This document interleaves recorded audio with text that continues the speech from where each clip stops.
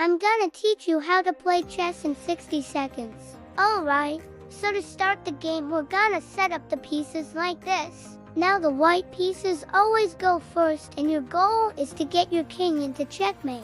We'll talk about what that means in just a second, but first let's talk about the names of these pieces. So starting from the back row we have the rook, the knight, the bishop, the queen and the king. In the front we have the pawn. Now the pawn can only move forward one space at a time. The knight is the only piece that can jump over other pieces. It moves in an L shape like this. The bishop moves diagonally any number of spaces. The rook can move horizontally or vertically any number of spaces.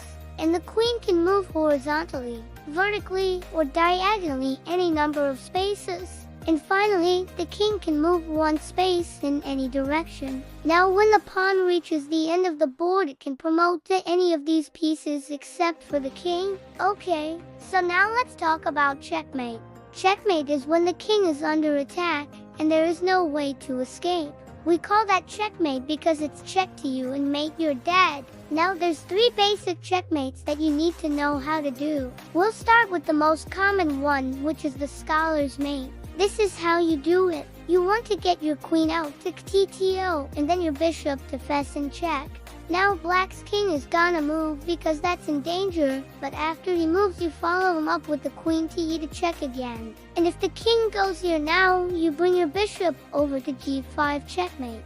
The next one is called the Greek gift. This is how you do it. You want to get your rook out to the D file and then your queen to B3 check.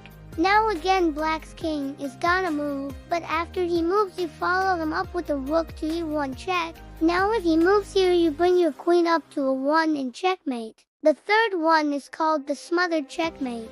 This is how you do it. You want to get your bishop to G4 and your knight to F3. Now we're gonna do a double check here to G2 and the king has to move.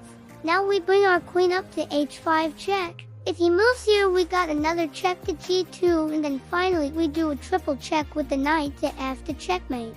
Now, there's a bunch of other ways to checkmate, but we don't have time to go through all of them. Now you just got to practice and have fun, and remember the best way to learn is by doing. So go ahead and click that like button, and I'll see you next time.